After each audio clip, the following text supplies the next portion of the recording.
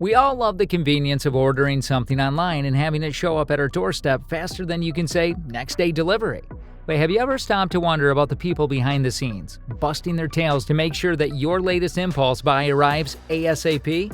Meet the unsung heroes, or should we say, the frustrated warriors of Amazon's warehouse army. Daniel Oleowala and his fellow warriors have been fighting the good fight day in and day out, churning out more packages than Santa on Christmas Eve. But they're not spreading joy, they're spreading frustration.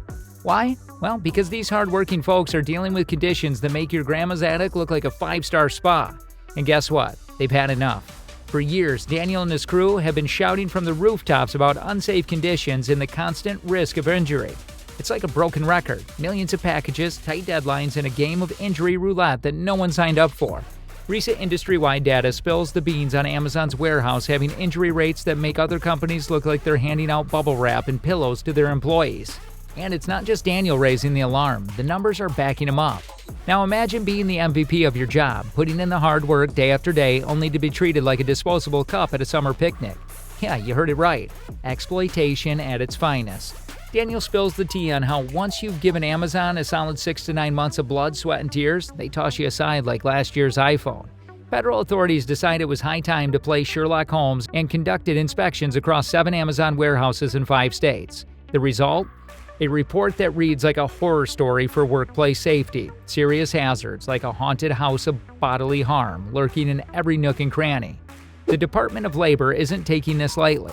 They've thrown down the gauntlet, issuing citations at all 7 warehouses. It's like a superhero showdown, but instead of capes, we've got safety regulations and angry workers ready to bring justice to the Amazonarian empire.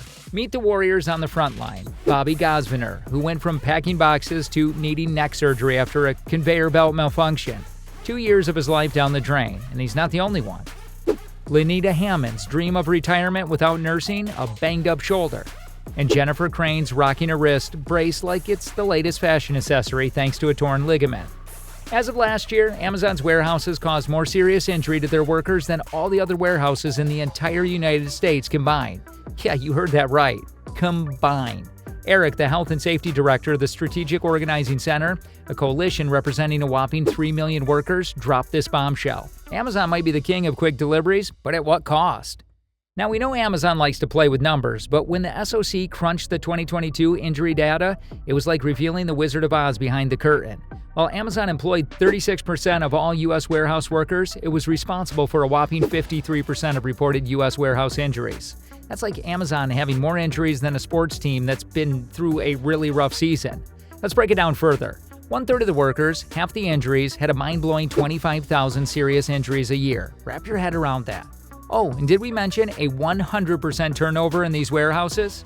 It's like a revolving door of injuries and new hires. What are we willing to sacrifice for that sweet 1 or 2 day delivery, huh? It's like a question straight out of a sci-fi movie about the dark side of convenience. Now imagine a superhero team, but instead of saving the day, they're inspecting Amazon's warehouses. Last summer, federal inspections kicked off after 2021 data showed Amazon's serious injury rate was 43% higher than the industry average. The Occupational Safety and Health Administration, OSHA, found unsafe conditions and ergonomic hazards in 7 warehouses across 5 states. OSHA wasn't alone. The U.S. Attorney's Office and even Washington Department of Labor joined the party, citing safety violations left and right. Amazon's response? They're appealing all the citations. It's like a game of, I don't want to take responsibility. But folks, this is serious stuff. What's most troubling is the scale of the problem. We're not talking about isolated incidents. We're talking about widespread issues that might be lurking in Amazon's facilities across the country. Doug Parker, the head honcho of OSHA, sworn in just last year, spilled the real tea. At some of these facilities, the injury rate was as high as 12 workers out of every 100. That's more than 10% of the workforce every year dealing with injuries so serious that they have to take time away from their jobs. And here's the kicker.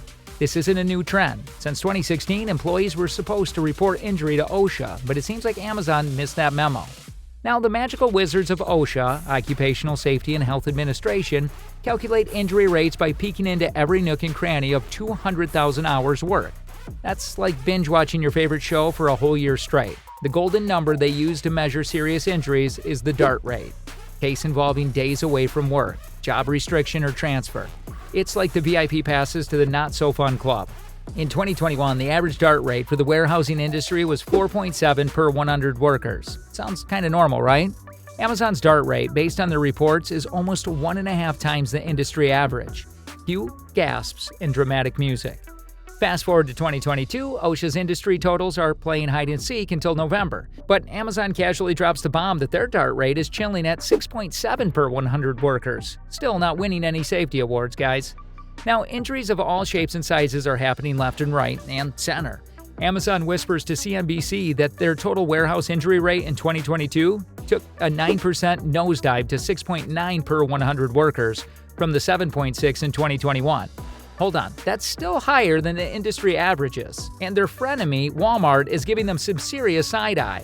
To add a spicy twist, a COC analysis found that from 2017 to 2020, Amazon's injury rate was dancing between double and triple that of Walmart's every single year. It's like the battle of giants, but in the injury ring.